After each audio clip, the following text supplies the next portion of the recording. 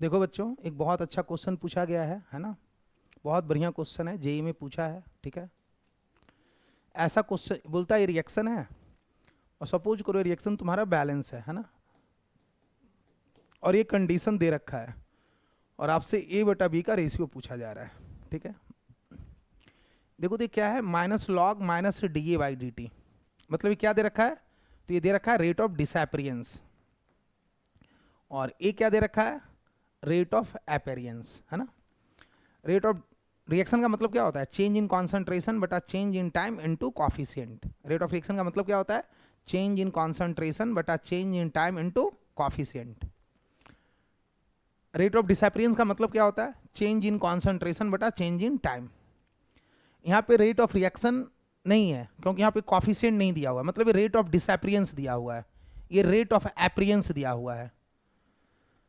तो हम लोग क्या पढ़े हैं कि किसी रिएक्शन में जितने भी कंपोनेंट होते हैं सभी का रेट ऑफ रिएक्शन आपस में इक्वल होता है।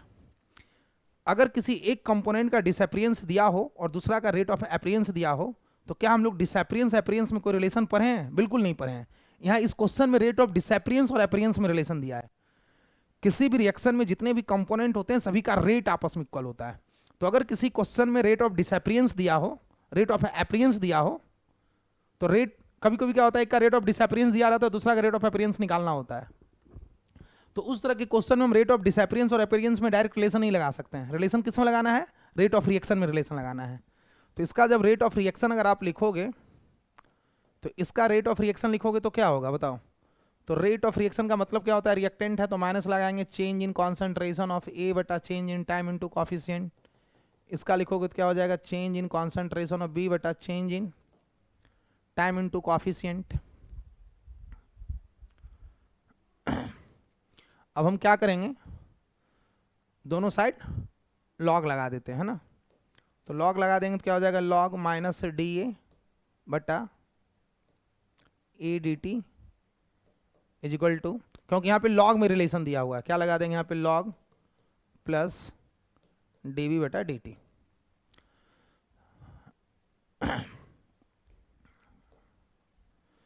तो यहाँ पे क्या हो जाएगा, देखो इसको हम लिख सकते हैं लॉग 1 बटा A into minus d A by d t. इसको क्या लिख सकते हैं, लॉग 1 बटा वी इंटू डी वी बटा डी टी, है ना। तो इसको क्या लिखेंगे, log A plus log B. इसको क्या लिखेंगे, log A plus log B. सुनो कैसे सोचना है ना। यहाँ पे दिया हुआ है रेट ऑफ डिसएपरियंस, ये है रेट ऑफ एपरियंस। तो डिसएपरियंस और एपरियंस में कोई रिलेशन नहीं होता है। रिलेशन किस में होता है, रेट ऑफ रिएक्शन में। तो जब भी इस तरह का क्वेश्चन हो ना, तो पहले तुम रेट ऑफ रिएक्शन लिखो। तो रेट ऑफ रिएक्शन लिखोगे तो क्या होगा, तो रेट ऑफ रिएक्शन होता है change in concentration of A बटा change in time into coefficient. B का क्या होता है, change in concentration of B बटा change in time into coefficient. दोनों का रिएक्शन का रेट आपस में इक्वल। तो इसको हम क्या लिख सकते हैं, 1 बटा ए अलग कर दिए। हम लॉगरिथम क्यों लिए, क्योंकि यहाँ पे लॉगरिथम में कंडीशन है। तो ए डिसएपरियंस था और ए सेपरियंस था, डिसएपरियंस एपरियंस में कोई रिलेशन होता नहीं है। तो पहले रेट ऑफ रिएक्शन लिखे, रेट ऑफ रिएक्शन लिखने के बाद हमको लॉग लगाना है, क्योंकि यहाँ पे रेट ऑफ डिसएपरियंस का लॉगरिथम है, यहाँ पे रेट ऑफ एपरियंस का लॉगरिथम है। तो डिसएपरियंस और एपरियंस में रिलेशन लाना है विथ लॉगरिथम। तो पहले रेट ऑफ रिएक्शन लिख के, रेट ऑफ रिएक्शन लिखने के बाद क्या करेंगे, दोनों में लॉगरिथम लगा दिए। तो लॉगरिथम लगा देंगे तो क्या हो जाएगा बताओ। तो यहाँ हो जाएगा, इसको इधर रख लेते हैं, लॉग माइनस डी ए बटा डी टी। ये इधर आ जाएगा तो क्या हो जाएगा, लॉग 1 बटा वी माइनस लॉग 1 बटा ए प्लस लॉग डी वी बटा डी टी, है ना। अब देखो, तो इसको तुम क्या लिखोगे, लॉग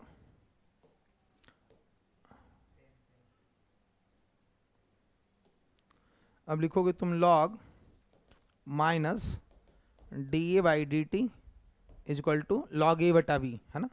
तो क्या लिखेंगे, लॉग ए बटा log B plus log d B by d t, है ना। तो log minus d A by d t is equal to log A बटा B plus log d B बटा डी टी। अब देखो भाई, जो तुम्हारा गिवन इक्वेशन था वो इसी फॉर्म में था, है ना। तो जो गिवन इक्वेशन था वो क्या था, देखो यही था, log minus d A by d T,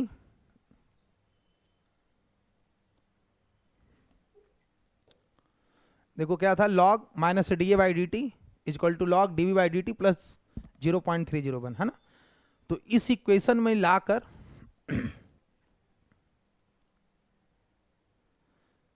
इस इक्वेशन में इसको हम ले आए, है ना, इस फॉर्म में हम इसको ले आए, और इस इक्वेशन से इसको इक्वेशन 1 मान लो, इसको इक्वेशन 2 मान लो, और दोनों की इक्वेट कर दो। तो आप इसको लिख सकते हो log minus d A by d t is equal to log d v by d t plus log a बटा बी। तो यहाँ पे इक्वेशन 1 मान लो, इसको 2 मान लो, फ्रॉम इक्वेशन 1 एंड 2, तो log ए बटा वी इक्वल टू 0.301, इधर आ जाएगा तो क्या हो जाएगा, A by V equal to anti log 0.301, anti log 0.301 का वैल्यू क्या होता है, ए बटा वी इक्वल टू हो गया 2। देखो ये सब स्टैंडर्ड क्वेश्चन है, थोड़े अच्छे क्वेश्चन हैं, है ना। ये क्या दिया, फिर से मैं एक बार एक्सप्लेन करता हूँ, ये क्या दिया हुआ था, देखो सर ये रिएक्शन दिया हुआ है, ये पहले इस लॉग को छोड़ो, तो ये minus d A by d t है और ये d v by d t है, यहाँ पे कॉफिशिएंट है, इस रेट ऑफ रिएक्शन में कॉफिशिएंट नहीं दिया हुआ है, अगर कॉफिशिएंट दिया होता तो रेट ऑफ रिएक्शन होता, यहाँ भी कॉफिशिएंट नहीं दिया हुआ है, मतलब ये भी रेट ऑफ रिएक्शन नहीं है, मतलब ये रेट ऑफ डिसएपरियंस और रेट ऑफ एपरियंस है। और किसी भी बैलेंस इक्वेशन में जितने भी कंपोनेंट होते हैं सभी का रेट ऑफ रिएक्शन आपस में इक्वल होता है, ना कि रेट ऑफ डिसएपरियंस और एपरियंस इक्वल होता है। तो हमको रेट ऑफ डिसएपरियंस और रेट ऑफ एपरियंस में अगर रिलेशन लाना तो हमको रिलेशन लाना होगा रेट ऑफ रिएक्शन में। किस में रिलेशन लाना होगा, रेट ऑफ रिएक्शन में, हमको रिलेशन लाना होगा रेट ऑफ रिएक्शन में। तो रेट ऑफ रिएक्शन हम पहले लिख दिए, यहाँ पे डिसएपरियंस लॉगरिथम के साथ है, तो पहले रेट ऑफ रिएक्शन लिखो, उसमें लॉगरिथम लगा दिए, तो लॉगरिथम लगा दिए तो इसको 1/a को अलग कर दिए, तो 1/a into minus d A by d t, तो log a इंटू बी, तो log a प्लस बी हो गया, a into b log a plus b हो गया, इसको इधर कर दिए तो ये हो गया 1/b माइनस 1/a। अब देखो इसके रेट ऑफ रिएक्शन को लिखो और इस स्टैंडर्ड फॉर्म में लाओ, इस स्टैंडर्ड फॉर्म में लाकर दोनों को इक्वेट कर दिए, तो a/b का वैल्यू आ गया 2। तो नॉर्मल रेट ऑफ डिसएपरियंस एपरियंस में तो क्वेश्चन हम कर ही सकते हैं, अगर लॉगरिथम भी लगा रहा है तो क्वेश्चन लग सकते हैं। चलिए थैंक यू, फिर मिलते हैं नेक्स्ट वीडियो के साथ।